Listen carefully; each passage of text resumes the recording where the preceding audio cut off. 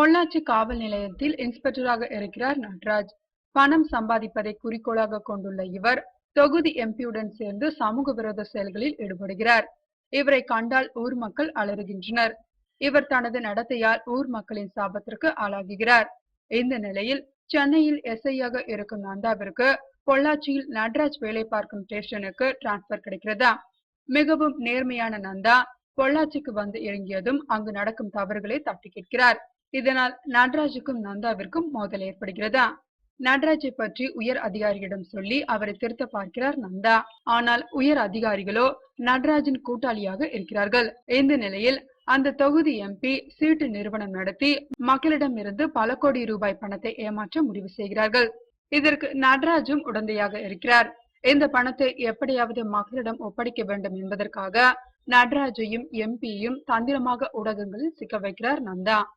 அதனால் தப்பித்தால் போதும் என்று நினைத்த நடராஜ் தான் மிகவும் கஷ்டப்பட்டு பிடித்ததாகவும் பணம் அனைத்து மக்களிடம் சேரும் என்று ஊடகங்களுக்கு பேட்டியளிக்கிறார். இதனால் ஆத்திரமடையும் எம்பி நடராஜை தீர்த்து கட்ட முடிவு செய்கிறார். அதன்படி நடராஜை ஆட்களை வைத்து தாக்குகிறார். உயிருக்கு போராடும் நிலையில் நடராஜை மருத்துவமனையில் சேர்க்கிறார் நந்தா. அங்கு ஊர் மக்கள் அனைவரும் ஒன்று சேர்ந்து நடராஜை காப்பாற்றுகின்றனர். தங்களின் பணம் எல்லாம் திரும்ப கிடைக்க வைத்த நடராஜை மக்கள் அனைவரும் மிகவும் மதிக்கின்றனர். இதனால் நடராஜ் மனம் திருந்தி இனி மக்களுக்காக வாழ்வேன் என்று முடிவெடுக்கிறார். இதனால் எம்பியை எதிர்த்து அவரை அழிக்க நினைக்கிறார். இறுதியில் எம்பியை நடராஜ் அழித்தாரா? நடராஜ் நந்தா இடையிலான மோதல் என்ன ஆனது என்பதே மீதி கதை. படத்தில் நடராஜ் பேசும் வசனங்கள் ரஜினியை ஞாபகப்படுத்துகிறதா? மிகவும் யதார்த்தமாக வசனங்களை பேசி ரசிகர்களை கவர்கிறார். போலீஸ் கதாபாத்திரம் இவருக்கு நன்றாகவே பொருந்திருக்கிறதா? நேர்மையான போலீஸ் அதிகாரியாக பழிச்சிடுகிறார் நந்தா. எல்லா காட்சியிலும் கோபத்துடனே வரும் இவருக்கு நாயகியுடனான காட்சிகளில் மட்டும் சற்று சிரிக்க வாய்ப்பு கிடைத்திருக்கிறதா?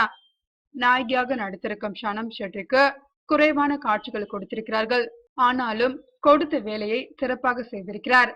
சரிகா, நேகல் ரவி, சிங்கமுத்து, கிரண் மனோகர், வினோத் ஆகியோர் அவர்களுக்கே உரிய பாணியில் நடித்திருக்கிறார்கள்.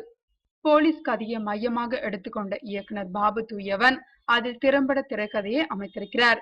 போலீஸ்காரனின் வாழ்க்கையை வேறு கோணத்தில் காண்பிக்க முயற்சி செய்திருக்கிறார். 2 போலீஸ் அதிகாரிகளான வேற்றுமையை அழகாக படம் பிடித்து காண்பித்திருக்கிறார். தாஜ் நூரின் இசையில் ஓரிரு பாடல்களை ரசிக்கலாம். பின்னணி இசையும் சிறப்பாக செய்திருக்கிறார். செந்தில் குமரனின் ஒளிப்பதிவு அருமை.